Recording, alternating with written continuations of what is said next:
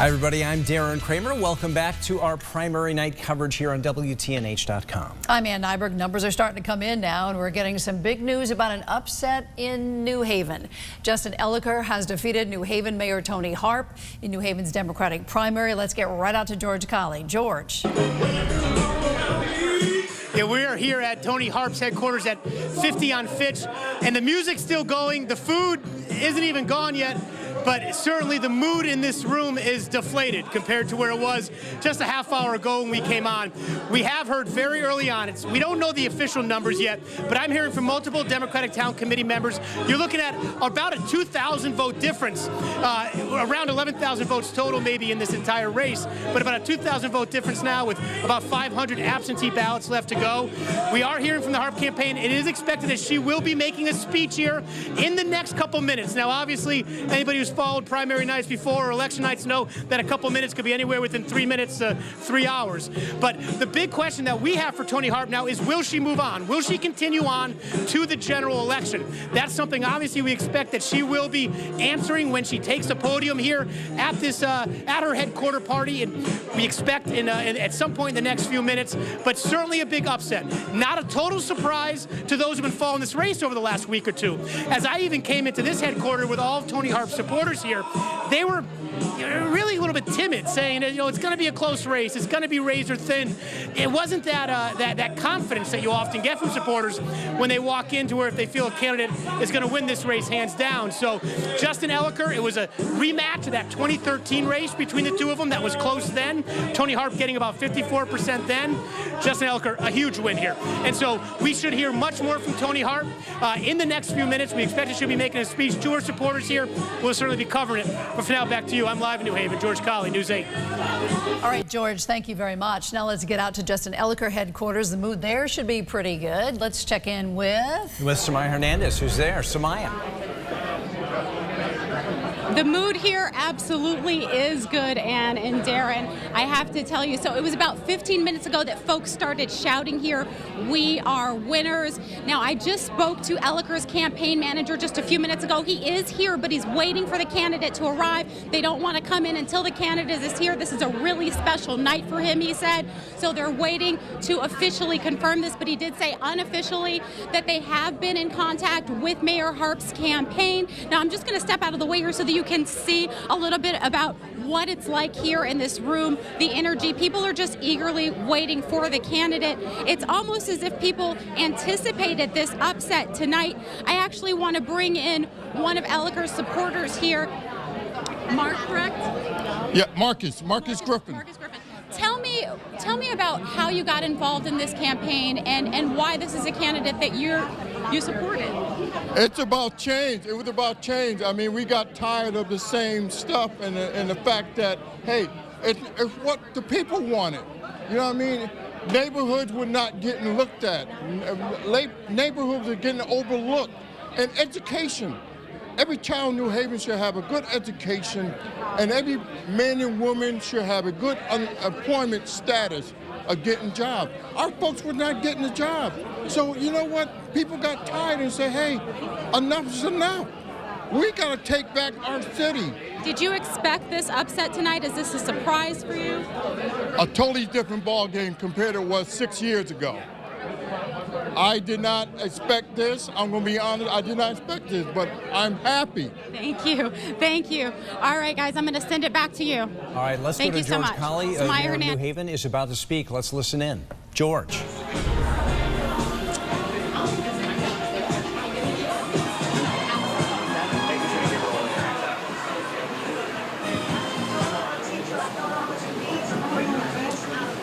Well, I just want to say, first of all, good evening to everyone, and second of all, thank you. Just about 15 minutes ago, I called Justin Elicker and I conceded this race. And so I want to thank each and every one of you who've worked with my campaign over these months, who've really worn out your shoes, knocked on doors, made telephone calls. And thank you so much for believing in my administration and what we have stood for. And so I want to thank you for that. I want to say to you that this campaign and all of you is something really new in New Haven. We've brought people together from clear across our city, people from different cultures, different races, with a vision that we would be the city, and we will be still, where everyone, no matter where you come from, no matter how rich, no matter how poor, everyone has an opportunity and a chance to make something of themselves. And so I want to thank you for sharing that vision, and I want to thank you for your hard work on behalf of my campaign. Thank you so very much.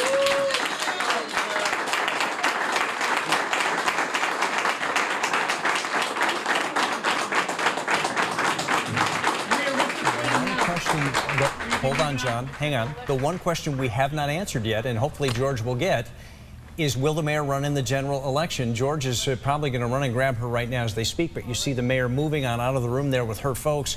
And George Colley's there. George, I don't know if you can hear us. All of the microphone stands. Hey, George Colley, it's Darren here. It fell off. The mayor... Go ahead, George. The mayor just walked away, and I asked her as she left, Mayor, what's happening next?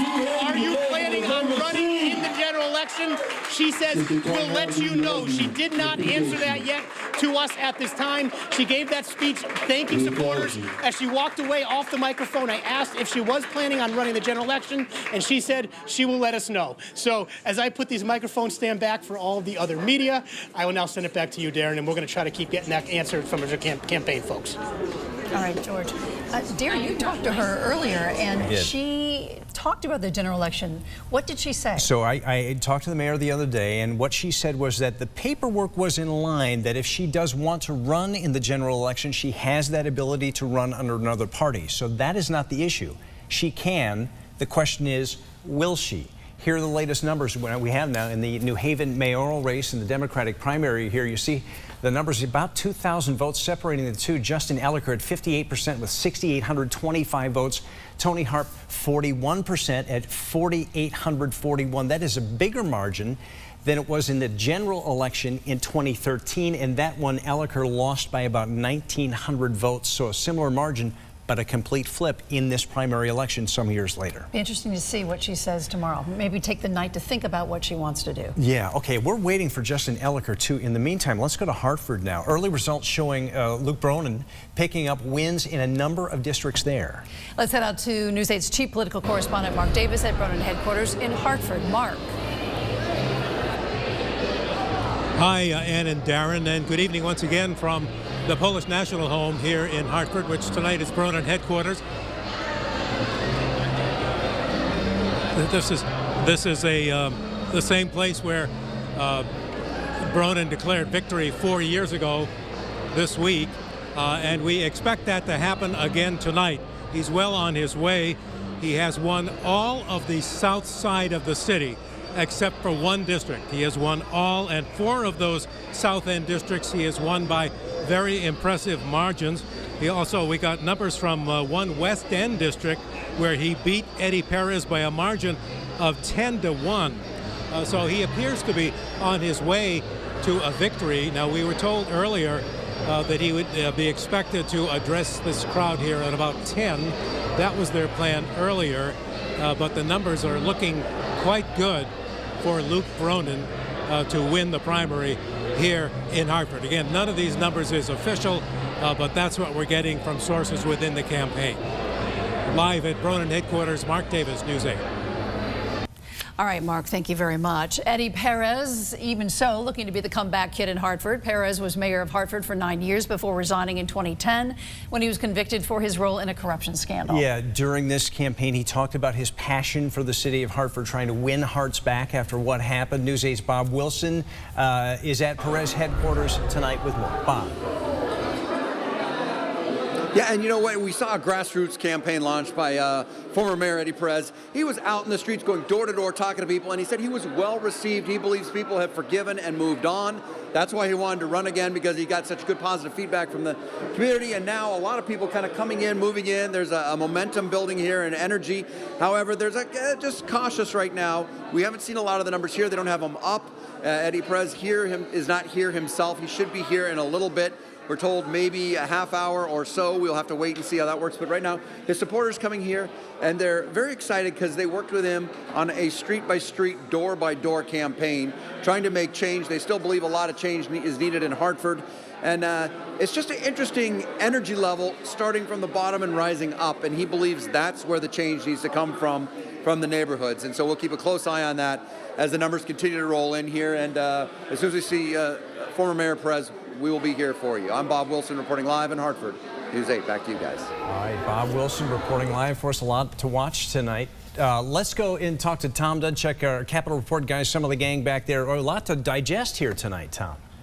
Darren, tons to digest tonight. Yeah, I'm sitting here with Tim Herbst, former first electman of Trumbull, former candidate for governor, and this is just great time, Darren, to be talking about politics. And we got an upset brewing in Bridgeport as Marilyn Moore claims that she has won the machine vote, which means the machine vote, not the absentees. We don't know how long the absentees are going to take to be counted, so it's going to be a nail-biting time. We got word from the Ganem headquarters that they are extremely, extremely nervous. Herbst, you heard the same thing? Absolutely. So right now, Marilyn Moore, state senator, who represents the North End, West Side, Black Rock, running against incumbent Mayor Joe Ganem, has a 372 vote lead on the machine vote.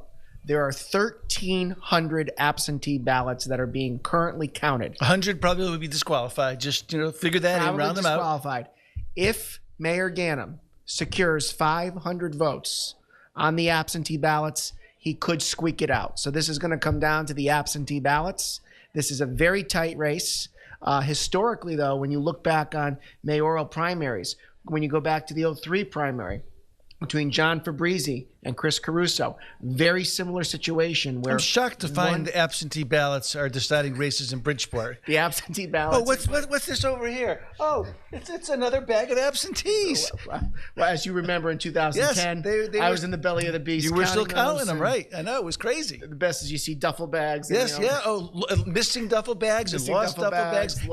And just when you think you've won, another one shows up, and all of a sudden you lose. So this is going to be very interesting. And then the other revelation, which we just learned about, is that Marilyn Moore was cross-endorsed by the Working Families Party, indicated that if she lost the primary to Mayor Ganem, she was going to take it to the general on the Working Families Party line. There appears to be a ruling. Brian Lockhart in the Connecticut Post, he had a story before the polls closed saying that she would not have ballot access. I reached out to some people from some of my friends, and they said that she could sue, but she'll probably lose. So this is it.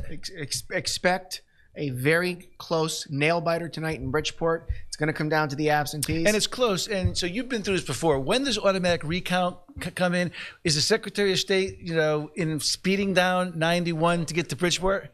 Probably. To secure some ballots? She's probably already there. She's probably already there. Someone's there. Probably already there. But interesting news out of Middletown, Timmy. Yes. Ben Florsheim, 27-year-old Murphy staffer, been a certified kind of a community organizer. Yes. Won the Democratic primary against a lot of seasoned veterans. And I think there's something here, Tim. I think we talked about it off camera, that these people who aren't involved in the political process, there was a councilwoman, there was a parking director, public works director, all these entrenched Middletown politicians, if you will, with a long CV of working in politics, they're getting beaten by young upstarts. All right, we got to go. Back to the air. Go. All right, let's go to Justin Elicker. Live now in New Haven. Let's listen in. Come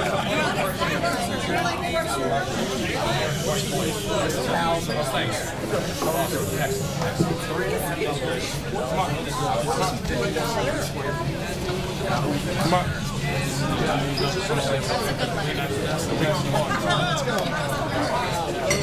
Justin Elicker, just to tell you a little bit about him before he starts to speak, he has won handily over 72-year-old Mayor Harp. He is 44 years old. He is a young father of 2 young daughters. He plays the guitar, harmonica, banjo. He's a jogger. He graduated from BA from Middlebury College in Vermont, earned a master's in business administration from Yale, and also a master's in environmental management from Yale School of Forestry. Darren, you talked to him earlier this week. What else did he have to say about what he wants to see in the city? I did. As he gets ready to speak here, Let's see if we can listen in. Can we hear him, John? It's possible. Still can't hear him. So many people in this room. Here we go. Let's listen. Thousands of people. We had over 1,000 volunteers. We had over 1,000 donors, over 1,000 New Haven donors. And we had people that dedicated so much time to this effort. Gage.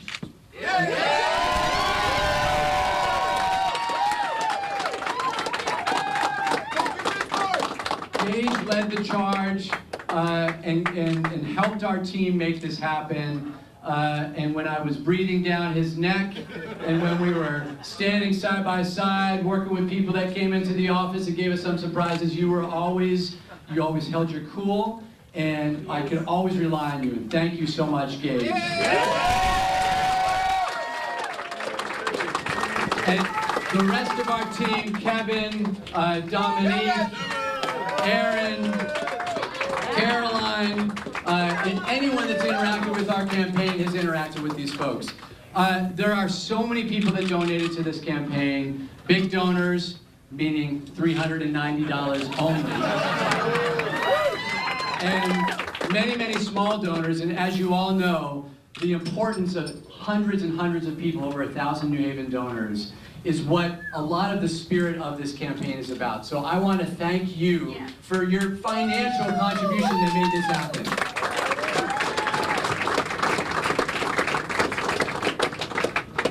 We had a great communications team, a debate prep team, thank you to them, and to our field team. Unbelievable amount of work. So many people in our field team, you know who you are. I saw many of you today, and I'm deeply, deeply grateful to you all. And there were certain people that really took a risk. As I'm sure many of you who are following this campaign over the 9 months realized, it's tough sometimes coming out for a candidate because you never quite know how things are going to turn out, right? And there's a couple people like Dr. and Mrs. Joyner.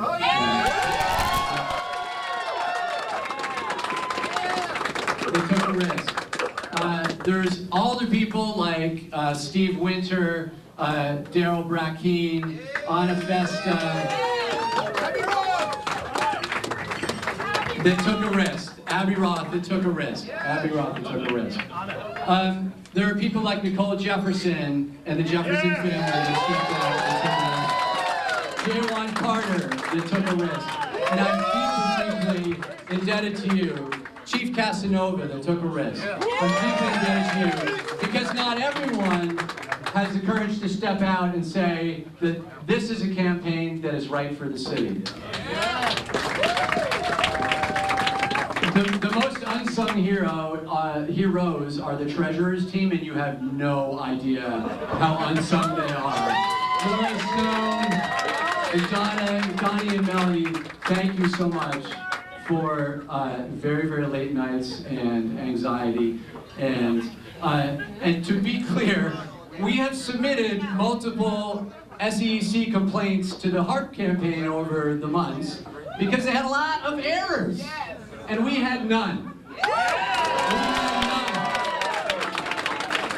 Because we had an incredible treasure team. There's so many more thank yous, but I think the most important thank yous goes to my family. I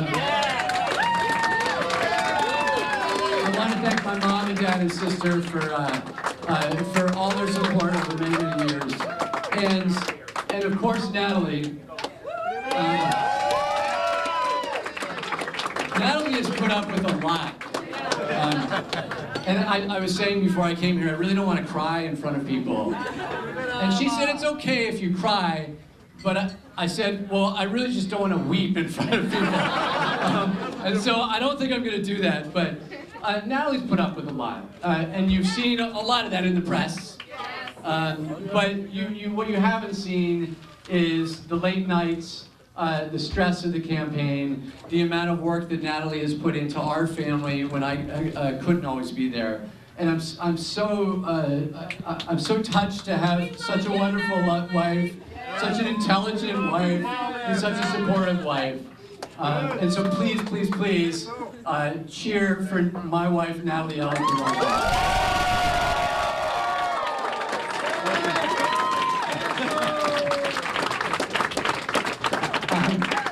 So I really don't want to drone on. That was a joke. So I'll make it quick. Is it six years ago? Oh, and Molly!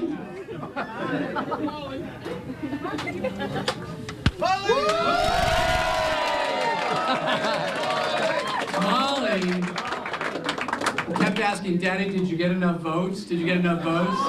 And we would say the election is still 2 months away. But I love my little girl Molly, and I'm so proud of you. Even though you're really shy. So 6 years ago, we started this journey, right? And looking around the room, there's a lot of familiar faces of people that then believed in a government that was accessible. My telephone number is 203-500-2969. It's kind of like the Bernie Sanders song, right? A government that is accessible to everyone. A government that is honest and ethical. A government that implements smart policies that particularly invest in communities that are struggling in this city. 6 years ago, we came pretty close, and we didn't see that as a failure. We saw it as a lot more work that needed to be done. And our coalition grew. And this time around, more people have joined our coalition. And tonight's results, when you look at the results around the city, we have a clear mandate for New Haven to be a government that is ethical, that is responsive to the people, that is accessible, and that will point this city in the direction where every single resident can thrive.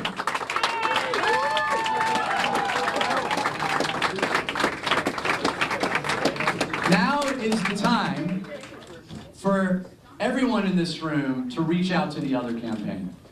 Because at the end of the day, the most important thing for this city has nothing to do with individuals in this room, but it has everything to do to the individuals that we all have spoken with when we're knocking on doors in Newhallville, in the Hill, in West Rock, in East Rock, in Fairhaven, in every single neighborhood around this city. And so the only way that we can do that is by joining together. And I am so excited to work with Unite Here.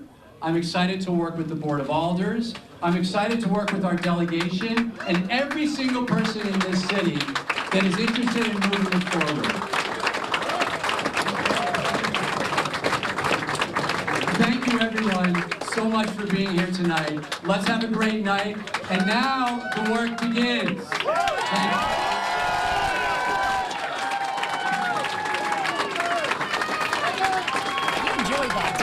Talk of his constituents there. He worked hard. I talked to him the other day about what's different now than 6 years ago, and he said he has been working very hard. He's got a great organization, and tonight it showed winning by more than about 2,000 votes over the incumbent. The question remains, we still don't know if Tony Harp is going to run in the general election. That's the big question in New Haven tonight. All right, let's go back to Tom Dudzik and Tim Herbst for their analysis of what's going on. Gentlemen.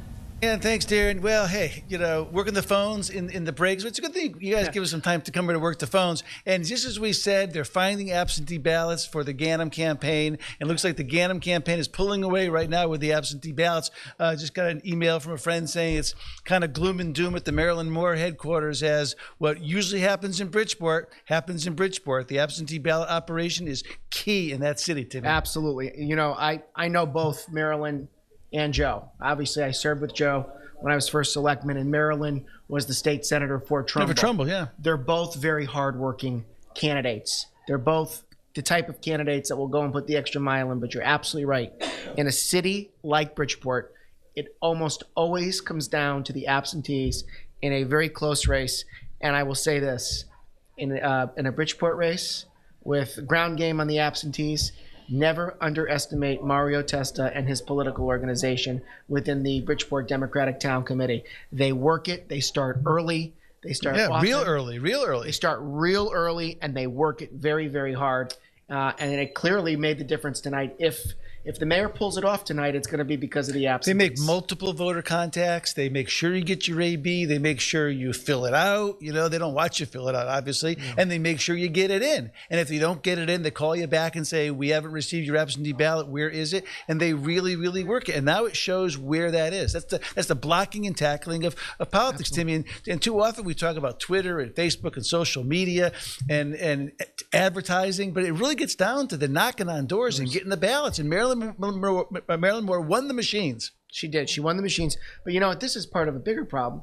Also in general elections, absentees can make a difference. And this is where Republicans in general elections very often get their teeth kicked in by Democrats. They have a better ground operation. They understand the importance of absentees, how every vote counts, how it makes the difference in a close election. And that's the other reason why when these election reform issues come up like early voting, the Republicans traditionally are against it because they understand how big the Democratic machine is in doing exactly what we saw happen in Bridgeport tonight. If I showed you my phone, if Timmy showed you his phone, all the text messages coming in saying Ganem's on the ropes, Ganem's on the ropes, she's going to win, she's going to win, she's going to win. And then all of a sudden, bang, they start opening the absentee ballots. Case in point, Winthrop precinct, north end of Bridgeport. Joe Ganem beat Bill Finch in that precinct 4 years ago.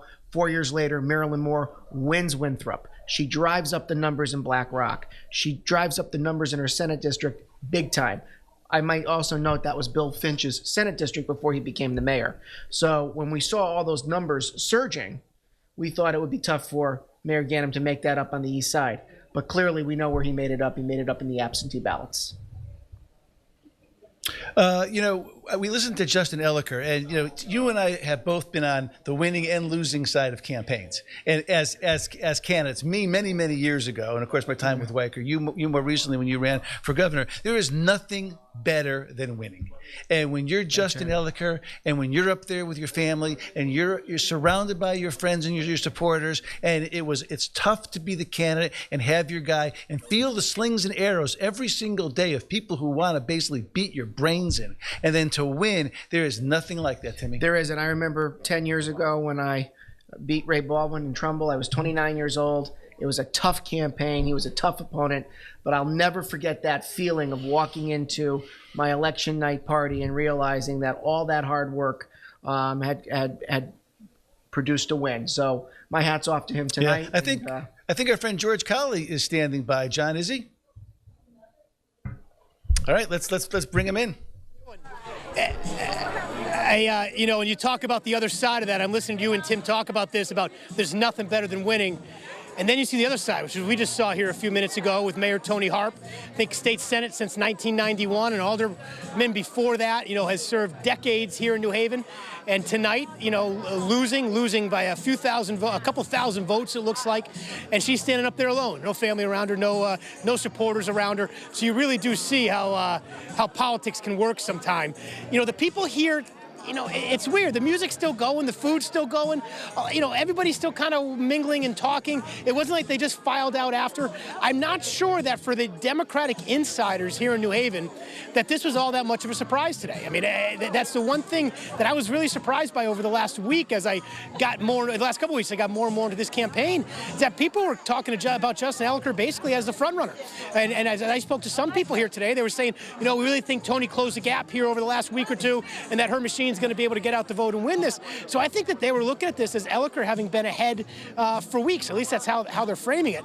And now, of course, the big question, Tom and Tim, is, is she going to enter into the general election? Is she going to run in it? When she walked off stage, she didn't say anything about the general. She didn't say she was moving on to November. She didn't say she wasn't moving on to November. When she walked away, I asked her, I said, Mayor, what's the next step? Are you going to be in the general election? And she turned and she said, I'll let you know about that.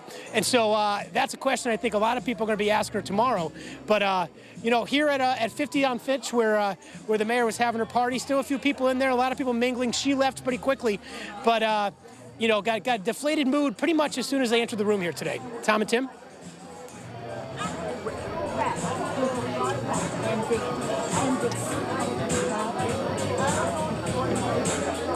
way. She's not going to run. And I, you know, if you're the incumbent mayor, she's been in politics, what, for like 32 years or 23? It's a little dyslexic. She's been in a long time. You know, a storied career up in the state senate. She's a product of the town. And yet, when you lose a Democratic primary, it's very difficult to go back and run in a general election when you have more independent voters now. The wind is at Justin Eliker's sail and at his back, and it's going to be very difficult. And of course, there's going to be 3 or 4 Republicans that they may have an impact in the race as well in New Haven. What, 10 of them in New Haven? So it's very difficult to win a primary. It is, and you know what? If far be it for me to give Mayor Harp political advice, but if she runs in the general, the margin's going to be 3 times what it was tonight. To your point. And that's the biggest thing in politics. People don't like to walk away. And you know, we talk about Roland's 3rd term. If he had just left in the 2nd term, things may have turned out a lot differently for his career. You walked away. I mean, you know, you walked away. It was an up or out move, and sometimes that's the best move. You leave that ahead. There's a good taste in the mouth of people in Trumbull. After you left, now your dad is running in Trumbull, and you know, to kind of, it's interesting, carry on the son's legacy in Trumbull. But sometimes people want to just stay around. You know, and it's intoxicating. Politics is intoxicating. You have to know when to exit stage right. And, you know, when I made the decision to not run again and say, you know what, I'm going to run for governor, I'm going to take my shot. If it doesn't work out, I'm going to go into the private sector and I'm going to get on with my life. Yeah, make some money. Make some money and, you know, but, you know. Be involved. I knew that I had accomplished everything I wanted to accomplish. I knew that I was leaving the town in a good place, and I knew it was time. And unfortunately, some people stay there so long, they lose sight of why they're there. They're there to represent the people. So I think when you stay there too long, these things creep up on you. And I think Mayor Harp saw tonight that it crept up on her, and it was really a flip from 6 years ago. The margin, same 2 candidates, same margin of victory. That is one heck of a swing, where she wins by 2,000 and change 6 years ago, and here she gets beaten by 2,000 and change 6 years later. So you have to know when to walk away. And as we said earlier, when you're in office for 8 years, two terms, you accumulate a lot of enemies by just the sheer volume of making decisions and just the running of government. You're telling people no. You're stopping permits for someone's bar or whatever, and you're making enemies. And so that turns around. Fundraising dries up a little bit. You have an incumbent. The demographics kind of shift around in New Haven a bit, and all of a sudden you find yourself not where it was 4 years ago. You know, when you're a mayor, a first selectman, or a governor, it's not like being a legislator where you push a red button or a green button and you're one of many making decisions. There are times when you're a mayor or first selectman, the chief of police turns to you and says, Mayor, what do you want to do? Where your public works director, you know, will say to you, okay, these are our options. Which direction do you want to go in? And very often those decisions fall on the shoulders of the mayor or the first selectman or the governor. They take advice, but ultimately it's their call. And to your point, every time you make a decision, no matter how non-controversial it is, every time you make a decision, somebody is not going to like it. Yeah, and it looks like based on early returns right now, we saw Luke Bronin claim victory in Hartford. Looks like Ganem may pull it off. The voters probably forgave him for running for governor, and they're putting him back in for another term. Well, one thing about Mayor Bronin, I have my hats off to him. He can raise money, and he had one heck. He had $100,000 of a war chest. He had one heck of a war chest and a ground game. Mayor Ganem, I think his race was closer because I think a lot of voters perhaps were angry that he did run for governor. All right, guys, let's send it back to our pals Ann and Darren at the anchor desk, guys. Have at it. Okay, that gives you time to work the phones again, which we're really good at, so we talk in between. We're going to go out and take a live look at Ganem headquarters in Bridgeport as they await him showing up. Apparently, he's pulling strong numbers against State Representative Marilyn Moore. They're waiting for him to come in right now. And wait, I understand. I'm hearing in my ear that Mr. Ganem is about to come out. Oh, I'm sorry. Luke Bronin is coming out. There's a lot going on tonight. Let's go to Hartford. We're going to push the magic Hartford button. And here we go. This is Mayor Luke Bronin coming out tonight to speak to his faithful. They apparently have things to be happy about tonight. Looks like he had a pretty good night in the primary in Hartford. He amassed quite a war chest, over $1 million. And as Tom was saying, he had quite a ground game. He was talking about a lot of things that he wanted to do in the city of Hartford again. It looks like he is going to win the Democratic primary tonight. Two challengers, among them Eddie Perez, the former mayor who left in disgrace some years ago. Boy, there was the thought was, how much support did Mayor Perez have? Could he win the hearts back of the folks he may have disappointed all those years ago when he lost office because of corruption? The answer tonight apparently was he could not. We're still waiting on the final numbers here, but all smiles for Mayor Luke Bronin as he wins tonight's primary in the capital city and puts himself in a good position heading into the general election. And the third challenger, State Representative Brandon McGee, the other night at the debate, he was passionate about his hometown, talking about crime and getting back into the neighborhoods and trying to do something about that. But it looks like it's not going to be his turn this time. Yeah, and you know, the capital city has had its troubles, you know, the last couple of years. Mayor Bronin walked in and there was the delay with the new Yard Goes Park, the financial troubles that they have overcome in the city of Hartford. So he had a full plate when he walked into this job, and tonight he apparently has the confidence of Democrats in Hartford to continue on governing the capital city. Let's listen. Please join me in welcoming to the stage my dad, the mayor of Hartford, Luke Bronin.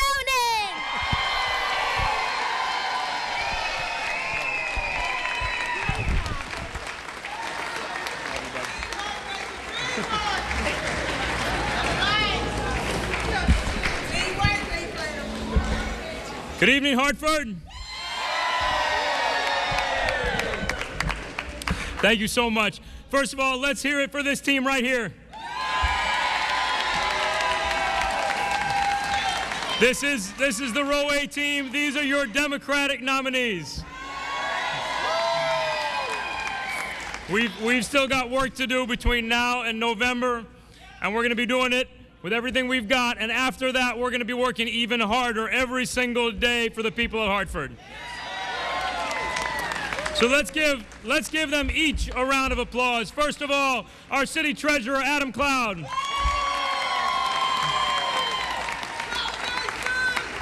To our city council members and candidates, TJ Clark, Nick LeBron, Mally Rosado, Marilyn Rossetti, James Sanchez, and Shirley Surgeon. To our constable candidates, Mamie Bell, Ellen Nurse, Radamus Vasquez, and Ronnie Walker. I look forward to working side by side. Before I go any further, I just want to congratulate and thank former Mayor Eddie Perez and State Representative Brandon McGee on a well-fought race, and to thank everyone who ran with them and supported them. I know we may have some differences, but we all love the city of Hartford. And I hope that after tonight, we can come together and keep building a stronger and stronger Hartford. 4 years ago, we stood in this very same room. And as we celebrated that night, I said, we have lots of hard work and hard decisions ahead. And that change will take time, and it will not be easy. And the challenges we've had to face over the last 3.5 years were bigger than any of us could have imagined that night. But we faced those challenges head on. We confronted the biggest budget crisis in our city's history, and we got Hartford headed in the right direction. We stayed true to our promise to fight for opportunity for everyone, building the Youth Service Corps, building the Reentry Center, investing again in neighborhood schools. And for the first time in a long, long time, we've got companies looking to move to Hartford and grow jobs and innovate right here. We did that work together. and we did it for every resident and for every neighborhood of this city. We all want the same things for our city. We want that 8th grader who's going to a neighborhood school to set her sights on a Hartford Promise Scholarship and get it. We want the small business owner on Maple Avenue who immigrated to this country to grow his business and create jobs and create opportunities for other people. We want the mom with 2 kids on Enfield Street to see the path for those kids to work at one of our insurance companies, or to be a teacher in our schools, or to be an engineer in Pratt & Whitney, or to be standing on a stage like this someday. We want our kids in Hartford to be part of building and reinventing our city and finding opportunities right here and not moving away. Government alone can't do all that, but we've got an important role to play. And we have worked so hard to move our city forward, and we've got a lot of work left to do. And that's okay, because we are just getting started.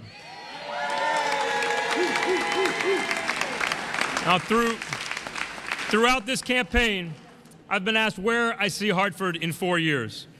And I look forward to seeing buildings go up in Park and Main, and I look forward to a Boys and Girls Club going up behind Burr School, and I look forward to Park Street Library branch opening, to Westbrook Village being reinvented, and so much more than that. But the real simple answer is, I want the city of Hartford to be the strong and vibrant heart of this region of more than 1 million people, and to be a place where everyone in every neighborhood has a share in Hartford's rise and can find opportunity right here. A city that comes together to lift our kids up. A city that extends a hand to those who are returning from incarceration. A city that welcomes new immigrants and rejects those who seek to divide us. A city that uses every tool we have to combat gun violence and to help our community heal. A city where people disagree respectfully, listen thoughtfully, and come together shoulder to shoulder to work for the city of Hartford, one city. North End, South End, West End, downtown, one city. Strengthened by our differences and united by our love for this city, one city. We are one city, one Hartford. I am grateful to the incredible campaign team we've got, and to every single person who made phone calls, knocked on doors, held a sign. And I'm so grateful for my family, for Sarah and our 3 kids, my parents who are here. Thank you, and I love you. And finally, to the voters of the city of Hartford, thank you. You placed your trust in us, and we will do everything we can to deserve it. Our city is a great city, a strong, resilient, scrappy, diverse, beautiful city. One city, and it's a city on the rise. So thank you to everybody. May God bless you, and may God bless the great city of Hartford. All right, Mayor Luke Bronin accepting the nomination for, at least in the Democratic primary tonight. Very excited about his city and where it's headed next. And 4 years under his belt, looking forward now to the general election. We're going to take a short break. We're going to regroup, and we're going to meet you on TV on News 8 at 10 and 11 here in just a couple of minutes, okay? We'll see you then. Okay, we'll see you then.